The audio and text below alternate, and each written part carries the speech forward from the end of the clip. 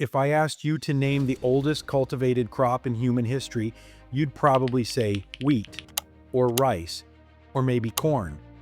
Those are reasonable guesses, but there's strong archaeological evidence pointing to a different answer, one that most people in the Western world would not recognize at all. Taro is a root vegetable with documented cultivation going back over 10,000 years.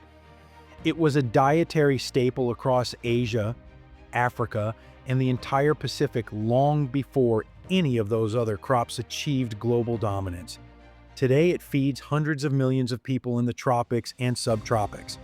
And in most Western supermarkets, it's either completely absent or sitting in an obscure corner of the international foods aisle, unlabeled and unfamiliar.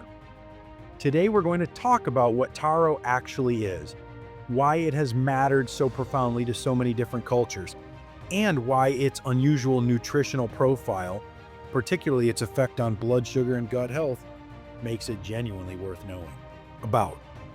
Taro, Colocasia esculenta, is believed to have been first cultivated in Southeast Asia or Papua New Guinea. Archaeological evidence from the Kuk Swamp site in Papua New Guinea suggests human management of taro growing areas going back 10,000 years or more, making it one of the strongest candidates for the title of humanity's oldest cultivated food plant. From its origins, taro spread across the Pacific through the extraordinary navigational culture of Polynesian peoples. Carried on ocean voyages as a portable, storable food source, it traveled from island to island across thousands of miles of open ocean. Every island group in the Pacific, Hawaii, Fiji, Tonga, Samoa, the Cook Islands, developed its own deep relationship with taro over centuries. In Hawaii, that relationship reached a uniquely sacred level. In Hawaiian cosmology, Taro was the first child of the Sky Father Wakea and the Earth Mother Papa, and humanity was born from the same lineage. Taro and the Hawaiian people are considered siblings. Traditional Hawaiian society was organized around the cultivation of taro in elaborate irrigated pond fields called loai, which functioned as ecological systems, supporting fish, birds, and an entire agricultural community. Across West Africa, taro and its close relative cocoyam are still major staple foods. In the Caribbean, taro leaves, called callaloo, are central to the cuisines of Trinidad, Jamaica, and Barbados. In Japan, taro is called satoimo and is a beloved autumn ingredient. In Vietnam, the Philippines, and across South and Southeast Asia, it appears in everything from savory soups to sweet desserts. This is one of the world's great food plants, and most Westerners have never tasted it. From a nutritional science perspective, what makes taro particularly interesting is the structure of its starch. When we eat most starchy foods, white potatoes, white rice, white bread, the starch is broken down relatively quickly by digestive enzymes causing a rapid rise in blood glucose. Taro behaves differently. Taro has a glycemic index estimated between 53 and 56, meaningfully lower than white potato at around 70 to 85 and white rice at 72 to 83. This lower glycemic response is partly explained by the unusually small size of taro starch granules, among the smallest of any starchy food, which makes them more resistant to rapid enzymatic breakdown. When taro is cooked and then cooled, a portion of its starch also converts to resistant starch. Starch that passes through the small intestine without being digested and reaches the colon intact, where it acts as a prebiotic fiber feeding beneficial gut bacteria. This is the same mechanism that makes cooked and cooled potatoes and rice more gut-friendly than freshly prepared equivalents. Taro is also naturally gluten-free, with a texture and flavor profile quite different from other gluten-free starches, making it a genuinely useful ingredient for people with celiac disease or gluten sensitivity who are tired of rice-based substitutes.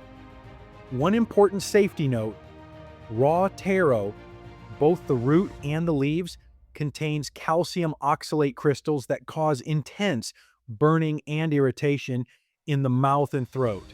Thorough cooking completely breaks these down. Taro should never be eaten raw, and some people also experience mild skin irritation from handling the raw root, so gloves are recommended during preparation. The culinary versatility of taro is part of what's made it so successful across such different food cultures. Let's take a tour of how it's actually used.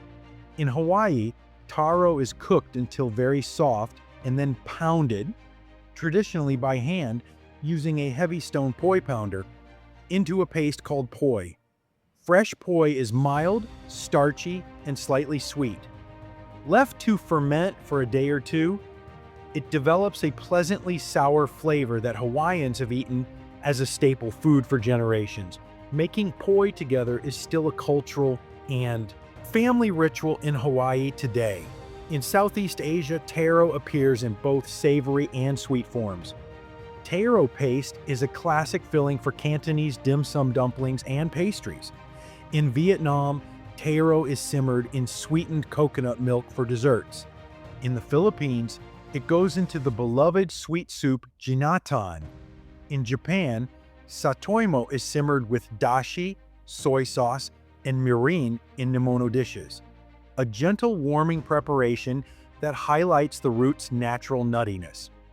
In the Caribbean, callaloo soup, made from taro leaves, okra, coconut milk, and often crab or salted fish, is a national dish in Trinidad and Tobago and is eaten across the islands. The leaves have a flavor similar to spinach but with more body, and their iron and calcium content makes them a genuinely nutritious ingredient. In West Africa, taro and cocoyam are boiled, pounded, and served alongside stews and soups much as yam or cassava might be. The root adapts naturally to bold, spiced preparations.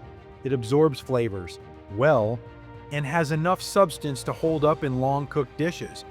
If you want to cook with taro at home, the process is simpler than you might think. The golden rule: always cook it thoroughly. Aim for fork tender throughout, about 20 minutes of boiling for diced pieces. Wearing gloves when peeling raw taro is advisable if you have sensitive skin. The simplest preparation: peel, dice, boil until tender, and use exactly like you would potato. The flavor is earthier and slightly nuttier, somewhere between potato and chestnut. Roasted taro with olive oil, salt, and rosemary is excellent. Taro fries are a revelation, crispier on the outside than regular fries, with a denser, more satisfying interior. For something more interesting, taro mash with coconut milk. Boil until very soft, drain well, then mash with full-fat coconut milk, salt, and a little butter or coconut oil. The coconut milk pairs naturally with taro's earthy sweetness in a way that's deeply satisfying. Serve alongside any braised meat, fish curry, or vegetable stew. Taro has fed human beings for longer than almost any other crop on Earth.